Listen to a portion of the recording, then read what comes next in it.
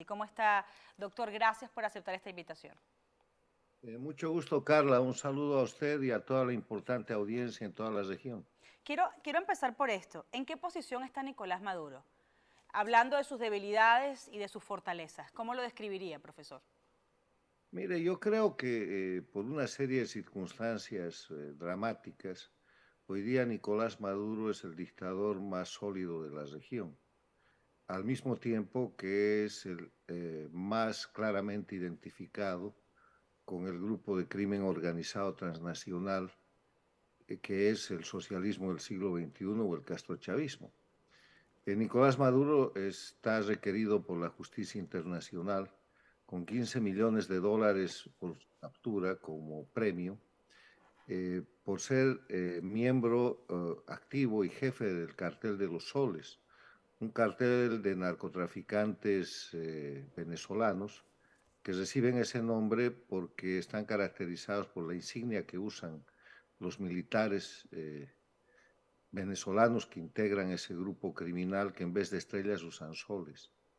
Entonces, este criminal requerido internacionalmente es el dictador jefe en ejercicio de la dictadura castrochavista de Venezuela, que interactúa como sujeto de derecho internacional en el diálogo con la oposición en México, que intercambia secuestrados con el gobierno americano, secuestra norteamericanos y después los intercambia por los sobrinos por sus sobrinos, y ejerce toda forma de crímenes de lesa humanidad y de terrorismo de Estado. El terrorismo de Estado es la comisión de delitos desde el poder, desde el gobierno, con el propósito de generar miedo en la población, de forma que esa población asuma conductas que de otra manera no serían posibles. Entonces, ¿qué es Nicolás Maduro? Es la expresión más absurda de lo que es el ejercicio del poder dictatorial de parte del crimen organizado transnacional en las Américas. Sabe que él ahora en el aniversario de la muerte de Chávez invitó a ciertos mandatarios, exmandatarios o mandatarios en ejercicio. Pero llamó mucho la atención quienes lo visitaron. Estuvo allí el representante de Bolivia, estuvo Ortega, estuvo también varios expresidentes, pero no de manera visible toda esta izquierda latinoamericana que ha servido, por lo menos en la narrativa, de cierta complicidad en la normalización de la presencia de Maduro en el poder. Me refiero a Chile, me refiero a Petro, aunque lo ha visitado varias veces, pero no en esta ocasión. ¿Usted observa allí algún tipo de desventaja para Maduro y de falta de respaldo de estas izquierdas que quizás en el discurso pueden apoyarlo, pero de repente no se quieren retratar con él porque abiertamente es un acusado o señalado de crímenes de lesa humanidad? Mire, para entender eso hay que mirar el conjunto. El conjunto es el siglo XXI, que debió ser el siglo de la democracia y es el siglo de la expansión de las dictaduras, gracias a Hugo Chávez, que el año 99 tomó el poder en Venezuela y entregó todos los recursos, dinero, petróleo, Venezuela entera, a un proyecto que empezó llamándose populismo bolivariano, que después recibió el nombre de socialismo del siglo XXI y que ahora se llama castrochavismo. Lo lideró Chávez hasta que murió. Subordinó a Fidel Castro, que era su asistente, a cambio de todo el dinero que proporcionaba Chávez y que salvó de la asfixia y de la caída definitiva a la dictadura de Cuba. Pero además que puso en marcha el sueño dorado de Castro de la expansión a través del internacionalismo, que en este caso tomó bandera bolivariana hasta que murió Chávez. Y es muy importante que usted mencione los 10 años de la muerte de Chávez, porque la muerte de Chávez es el hecho más conveniente, estratégicamente más favorable a la dictadura de Cuba. Cuando sucede la muerte de Chávez, Cuba toma la jefatura del sistema del castrochavismo, el sistema del socialismo del siglo XXI, y convierte al jefe de esa operación, que era Venezuela, el dueño del dinero, en su principal colonia. Y lo hace a través del mecanismo de sucesión a la muerte de Chávez. Primero simulan, y eso está demostrado, la fecha de muerte de Chávez. esto de que Chávez murió hace 10 años en el mes de marzo es ya un cuento, una narrativa bastante deteriorada porque está demostrado que murió en diciembre y que manejaron todo ese espacio de tiempo, casi 3 meses, con el propósito de manipular la sucesión porque dentro de Venezuela se confrontaba el chavismo venezolano con el castrismo venezolano. El chavismo venezolano representado por Diosdado Cabello y el castrismo venezolano representado por Maduro, que terminó siendo el que se impuso. Y a partir del momento que Cuba logra imponer a Maduro como el jefe del gobierno, como el dictador en ejercicio en Venezuela, construye una administración satélite, porque Maduro es el títere del castrismo.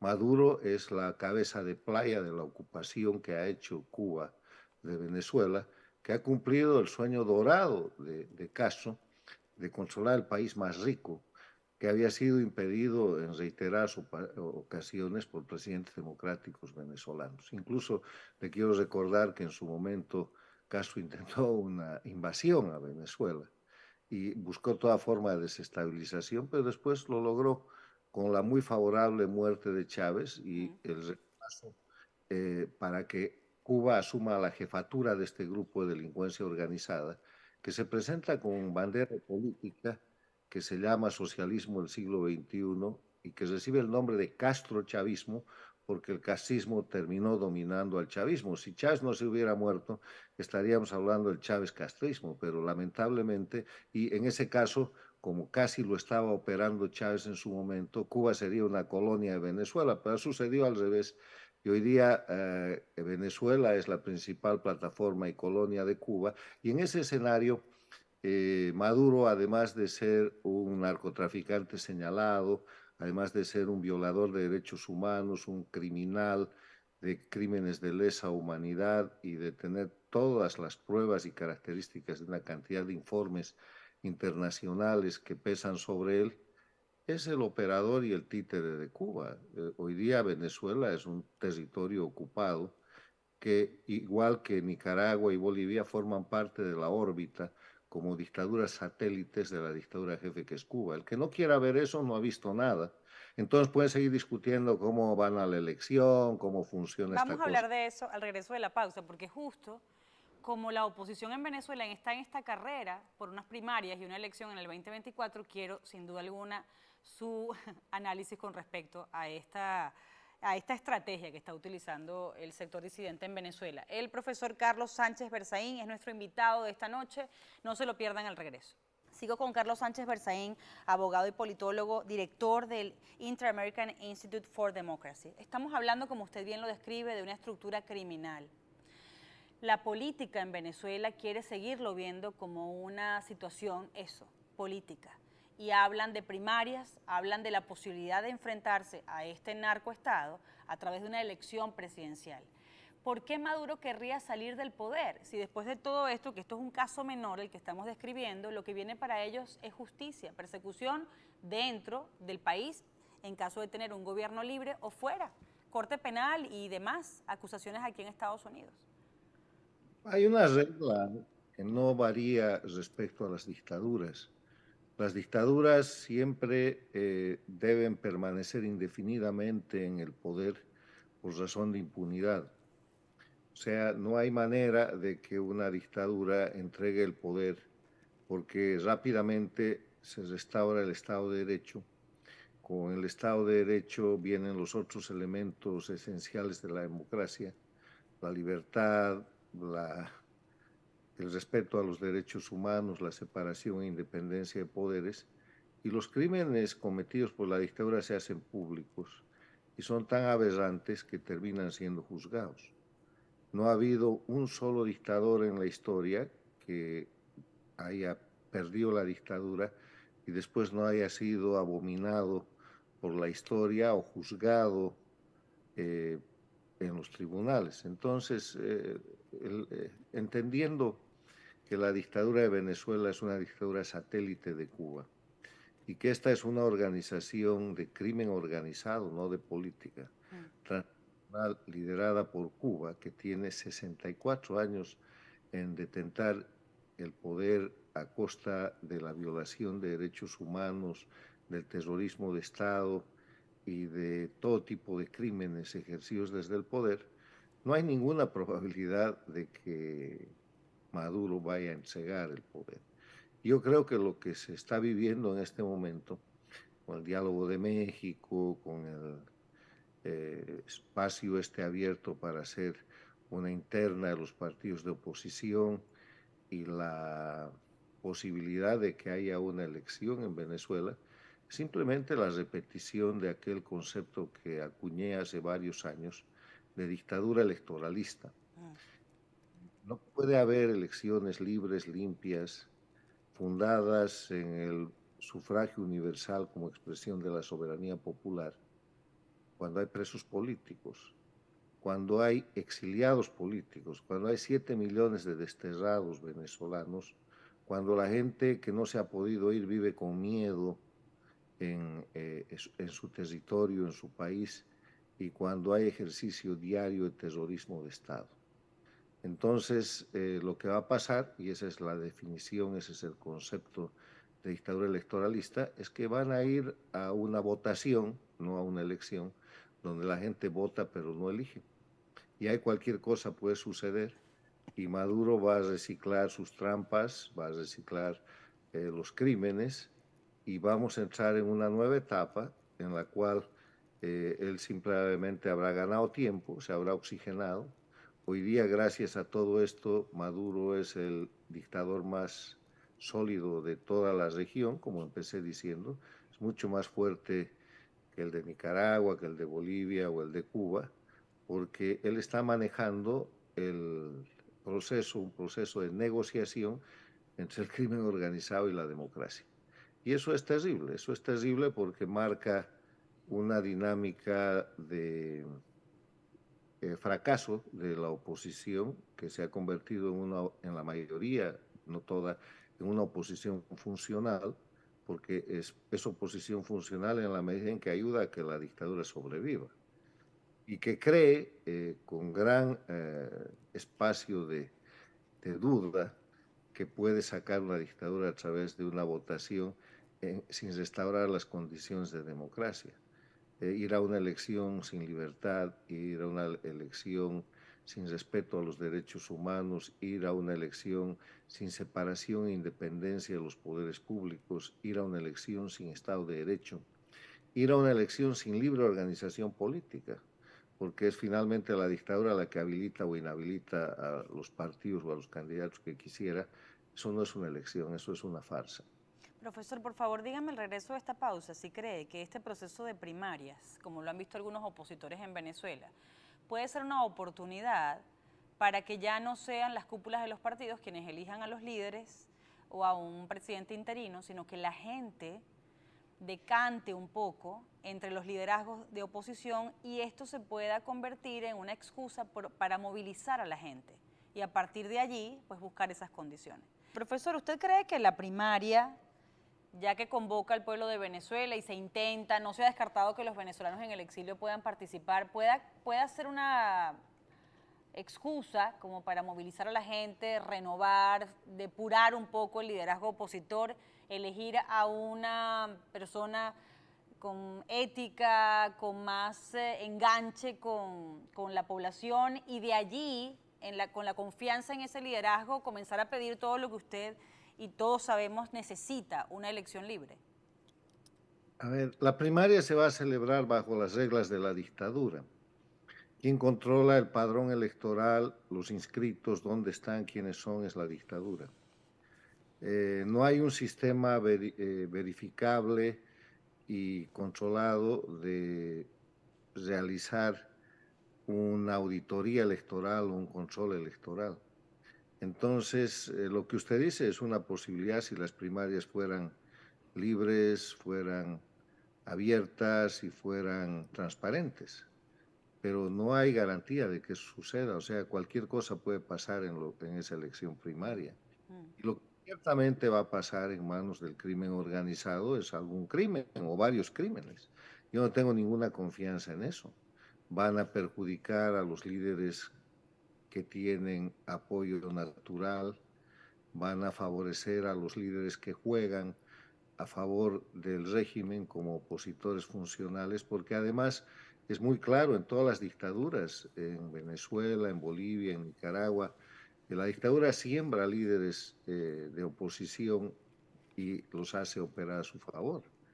Yo acabo de escribir un análisis en el cual señalo que los países en los cuales el castrochavismo ha logrado establecer dictaduras son los países en los cuales la oposición ha traicionado al pueblo. La oposición, los grupos políticos de oposición en Bolivia, en Nicaragua, en Venezuela y en su momento en el Ecuador con Correa son los que le han entregado al socialismo del siglo XXI o al castrochavismo la posibilidad de establecer la dictadura.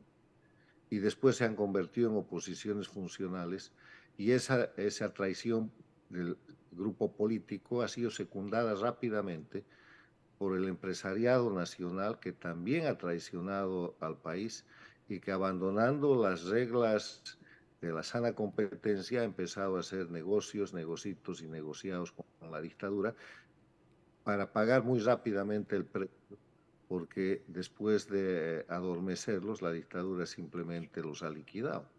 Y eso está en la historia de los últimos 15, 20 años en estos países. Entonces, yo no tengo ninguna razón, más allá del buen deseo, más allá de lo que es la esperanza, para pensar que la elección primaria que están haciendo en Venezuela en dictadura vaya a ser una elección y no una votación manipulada por la dictadura electoralista. ¿Cómo se explica, profesor Berzaín, que Estados Unidos tenga una posición política exterior, digamos, firme contra Putin o contra Daniel Ortega? Para algunos habría que hacer más, pero hasta ahora ha habido una condena. Y se sepa que son ahora dos grandes aliados de Maduro, que ahora Ortega visita a Maduro, que Putin envía con frecuencia emisarios a Venezuela en este tiempo en el que estamos en plena guerra contra Ucrania. ¿Cómo se justifica que no tomen medidas en este sentido? Siempre se ha sabido, la diferencia entre Ucrania y Venezuela es sin duda el presidente ucraniano. Ahí hay un Vladimir Zelensky que es un patriota, que es un hombre dispuesto a defender su pueblo. La primera oferta que le hicieron a Zelensky es que salga de Ucrania y que establezca un gobierno en el exilio. Nunca salió. Se quedó ahí a resistir y está combatiendo y está dispuesto a dar su vida para defender su patria. ¿Cuál es el venezolano que equivale a eso? O el grupo de venezolanos. No, no hay. O de bolivianos, para no ofender a nadie. O sea, o de nicaragüenses. El tema es que la dictadura ha avanzado tanto en los países oprimidos por el castrochavismo que han liquidado, subordinado o comprado los liderazgos de oposición.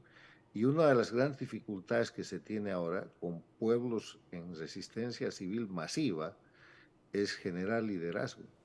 Y yo creo que en Venezuela hay alguna oportunidad y ojalá esta, esta elección primaria que está cargada de sospechas y de mala fe por parte del régimen pueda generar aquello. Pero en todo caso, Venezuela perdió la gran oportunidad cuando tenía un presidente legítimo y nunca estableció gobierno. Y bueno, eso ya es una triste historia de cómo no se pudo recuperar la democracia. Ahora las condiciones han cambiado y no es bueno mirar al exterior cuando hay pecados propios. O sea, lo que Estados Unidos, lo que Europa, lo que los países democráticos necesitan son interlocutores válidos, son interlocutores con una posición clara. Y uno de los problemas que uno escucha frecuentemente en los centros del poder mundial, ya sea en Europa o en Washington, es que llegan tres venezolanos y traen cuatro propuestas diferentes. Totalmente. Me quedan 2 minutos para terminar este bloque, pero le quiero comentar esto que publica El Tiempo de Colombia sobre el ELN, que además está en plena negociación con el gobierno de Petro en este intento de un proceso de paz, pero no cesan las hostilidades. Y lo que han hecho es, en el Arauca, atacar a las contratistas con las compañías petroleras, las petroleras de la región, básicamente. Amenazaron a empresas, a contratistas, ha habido atentados al oleoducto de Caño Limón, Coveñas, 2 ataques contra la tropa que resguarda ese oleoducto, y cuando ahora nosotros vemos que se le amplía la licencia a Chevron en Venezuela, donde convive el ELN con otros grupos criminales, nos preguntamos cuál es la seguridad para esta compañía, es decir, ¿en qué basa los negocios, la posibilidad de apertura de negocios de Estados Unidos cuando sabe el país al que van a llegar esas compañías? Quiero entender su punto de vista sobre esta política exterior de Biden de acercarse, de visitar 2 veces a Maduro, no solo la entrega de los sobrinos, esta oportunidad de que se exporte petróleo a los Estados Unidos, por ejemplo. A ver, primero empecemos por Colombia. En Colombia pasa eso porque el gobierno de Petro lo permite, porque ha pasado de la neutralización y de la interdicción de la guerrilla y del crimen organizado a la contención. Entonces, quien tiene la iniciativa hoy día son los grupos criminales, y eso es una decisión de gobierno que es de clara complicidad para acomodar un acuerdo de paz que sea favorable a la guerrilla, y eso está en la línea de la conducta de Petro y de su historia, es un ex guerrillero. Y en el tema de Venezuela, quien negocie con Venezuela en las condiciones actuales, empresas privadas, Chevron o la que fuera, sabe que está negociando con un grupo de delincuencia organizada que detenta el poder. Y en la medida que tenga una buena negociación, está garantizado por ese grupo criminal. O sea, en Venezuela no va a pasar nada que Maduro no quiera que pase contra Chevron. Y el rato que le convenga a Maduro va a tomar nuevos rehenes, va a secuestrar nueva gente a título de presos políticos o de lo que fuera, como lo ha venido haciendo con norteamericanos en la frontera de Venezuela y Colombia, y simplemente va a seguir actuando criminalmente. Ahora, respecto a la política exterior de Estados Unidos, es claro que América Latina y los Estados Unidos necesitan que los Estados Unidos formulen una política exterior de Estados respecto a América Latina. Que volvamos al punto en el que estuvimos en el año 1994 y adelante, cuando independientemente del partido político, republicano o demócrata que tomaba el poder democráticamente en Estados Unidos, había una sola política. Quiero recordarle que la Cumbre de las Américas de 1994 fue una formulación y una creación de política exterior del presidente Bush primero, George Bush, y que cuando le ganó la elección y llegó a la presidencia Clinton, Clinton ejecutó esa política y llevó adelante la primera Cumbre de las Américas, y de ahí en adelante se pudo formular durante toda la década de los 90 hasta la Cumbre de Quebec una política que era una política de Estado, que estaba fundada en democracia, en desarrollo sostenible con lucha contra el narcotráfico y en libre comercio, y que fue por errores políticos de países latinoamericanos, concretamente en la década de los 90 Brasil y Argentina, también Venezuela, que no se pudo concretar el mercado común ¿no? de la región, y Estados Unidos se restringió al libre comercio, al Tratado de Libre Comercio con Canadá y México. Si ese proyecto hubiera avanzado, tendríamos hoy día un Tratado de Libre Comercio completo en todas las Américas, y ni la democracia hubiera sido amenazada de la manera como está, ni hubiéramos tenido los riesgos que estamos viviendo, pero no sucedió. Entonces, lo que tiene que pasar para ir ordenando las cosas es que por interés propio de los Estados Unidos y de los países de América Latina, hay que volver a una política exterior de Estado de los Estados Unidos que no cambie cuando cambia el partido de gobierno en la Casa Blanca. Okay, profesor, me da curiosidad saber si usted le encuentra alguna debilidad en este momento a Maduro o alguna oportunidad al pueblo venezolano de creer en la libertad, en rescatarla. Porque fíjese que él intentó ir a Argentina y como todas estas investigaciones están en marcha y ese precio a su cabeza sigue siendo de 15 millones de dólares, no se atrevió a ir porque además venezolanos y la comunidad de Argentina e incluso víctimas de crímenes de lesa humanidad, lo acusaron ante los tribunales y los tribunales dijeron, bueno, si usted viene vamos a citarlo. Entonces esto de la justicia universal, ¿usted le encuentra alguna oportunidad, alguna debilidad a Maduro en este sentido? Maduro es un criminal, tiene todas las debilidades del mundo. Lo que no hay es quien se las ejecute. O sea, en Venezuela hay un pueblo en resistencia civil permanente. Cada día hay manifestaciones, cada día hay protestas. Un tiempo los maestros, otro tiempo los estudiantes, otro tiempo los trabajadores, porque hay necesidades, porque quieren libertad. Pero lo que no hay es el liderazgo adecuado para llevar adelante esa protesta en la forma que es debida. Maduro es el dictador más consolidado de la región, pero como todo dictador tiene pies de barro. El tema es que ojalá la resistencia civil del pueblo venezolano pueda ser acompañada por un liderazgo que tenga credibilidad internacional y de esa manera recuperar el apoyo internacional que en determinado momento, no hace mucho, era el más grande para Venezuela. Sí. Estamos viviendo en Venezuela el resultado del fracaso y de la alta traición del liderazgo antidictatorial, que como resultado ha fortalecido la dictadura en lugar de retirarla.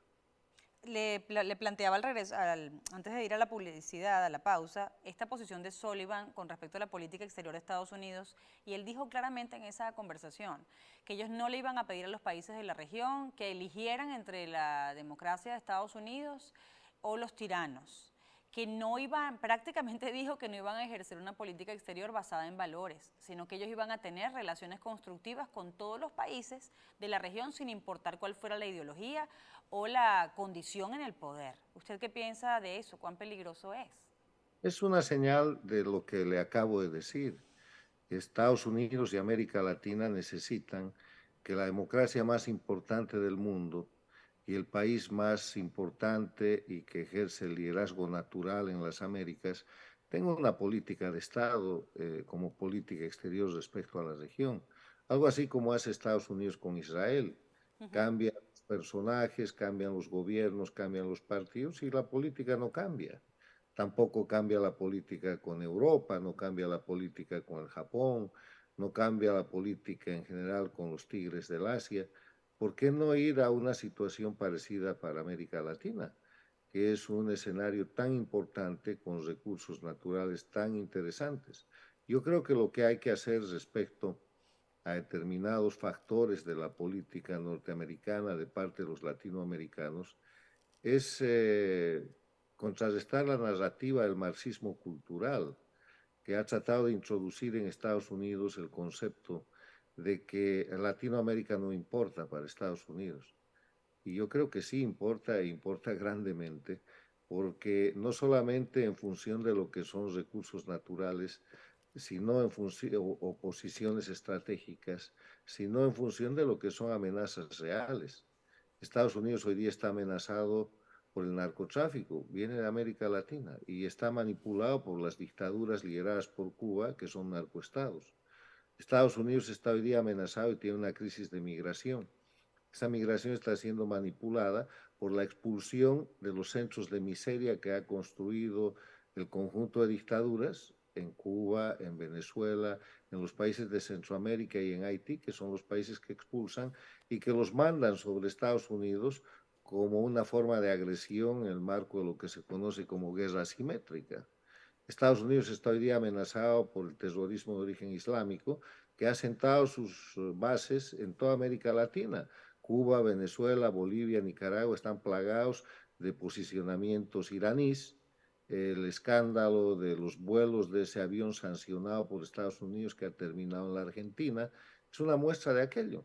Entonces, por interés propio, Estados Unidos necesita formular una política de Estado que tenga que ver no solamente con sus principios y valores, que son universales y compartidos por los países y los líderes democráticos de todo el mundo, sino de su propio interés. O sea, no es una casualidad que esta situación de amenaza migratoria. Eso es un ataque, no es algo casual. El tema del narcotráfico, el ataque del fentanilo que está sufriendo hoy día Estados Unidos Ujú. de- desde la frontera con México. Y el fentanilo es un opioide que se produce, un opioide sintético que se produce con insumos chinos y que está matando gente. Entonces, hay que mirar las cosas con objetividad y derrotar la narrativa que el marxismo cultural ha introducido en Estados Unidos, diciendo, para Estados Unidos no es importante América Latina. Claro que es importante. Bueno, hablemos un minuto, hacer una referencia a ese trabajo de Armando Info, porque aparece hasta el tío de Rafael Ramírez. Esto es para quienes están viendo cómo el chavismo también ahora quiere participar y lanzarse a la elección, lanzar candidatos como si ellos fueran otra cosa distinta al narcorrégimen. Y aparece Rafael Coronado, tío del mismísimo Rafael Ramírez, lo mencionan allí porque además él fue investigado o acusado, ya saben, Ramírez, por parte del chavismo, de un desfalco, estamos hablando de 1.350 millones de dólares, pero el tío acusado está señalado por recibir supuestamente sobornos por el caso de Odebrecht cuando él estaba al frente de PDVSA Agrícola. Eso es para que vayamos nosotros entendiendo el entramado que representa no solo en crimen, sino en corrupción, como uno de los países más corruptos del mundo, uno de los regímenes más corruptos del mundo, todo lo que representó Chávez y todo lo que representa ahora Maduro. Profesor Carlos Sánchez Berzaín, sus conclusiones y le dejo esta reflexión. ¿Ve a un Maduro copiando al carbón todo lo que ha hecho Ortega? Es decir, que ahora el próximo paso sea o despedir en masa a opositores para no tenerlos como referencia para el país o encarcelar a todos los precandidatos a estas primarias. Maduro en Venezuela, Ortega en Nicaragua, Arce y Evo Morales en Bolivia son satélites, son títeres del castrismo. Son gobiernos intervenidos, quienes manejan la represión y han dado el entrenamiento a toda esa gente, son gente de la dictadura cubana, y ahí tienen una sola agenda. O sea, usted no le atribuye a Maduro sino el hecho de ser un buen gerente de las... bueno, es triste decirlo, pero nuestros países hoy día, Venezuela, Nicaragua y Bolivia, son satélites de la dictadura cubana, que tienen una capacidad de tecnología criminal que ha organizado esto en el marco de lo que es un sistema de crimen organizado transnacional, narcoestados, crímenes de lesa humanidad y terrorismo de Estado, con una pantalla que se les cae cada vez más, una narrativa de política. Nadie cree en la revolución bolivariana en Venezuela, nadie cree en la revolución cubana, nadie cree en la revolución sandinista en Nicaragua y nadie cree en el denominado proceso de cambio en Bolivia. O sea, son unos farsantes que cometen crímenes y que se están cayendo porque han liquidado las economías, no tienen respaldo popular, ninguno llega a un respaldo popular del 20%, la narrativa ha simplemente quedado como una farsa y la comunidad internacional los tiene señalados, entonces son muy débiles, pero esa debilidad la reemplazan con violencia, con violación de los derechos humanos y no va a durar mucho, Carla. No se preocupe de eso, los pueblos están en resistencia civil y los pueblos generan liderazgos y generan resultados y Venezuela es un gran ejemplo. Un pueblo muy valiente que nunca ha cesado de luchar y no ha dejado y sigue luchando pese a los desengaños y a las traiciones que el liderazgo le ha dado. Me deja con un poco de optimismo con esta más reciente reflexión. Le agradezco como siempre, profesor, el respeto al pueblo de Venezuela, a toda la lucha que ha dado. Siempre yo sé que usted los tiene en sus reflexiones, en sus discursos, en sus escritos. Así que eso lo apreciamos mucho desde aquí, desde EBTV Miami. Gracias, muy amable.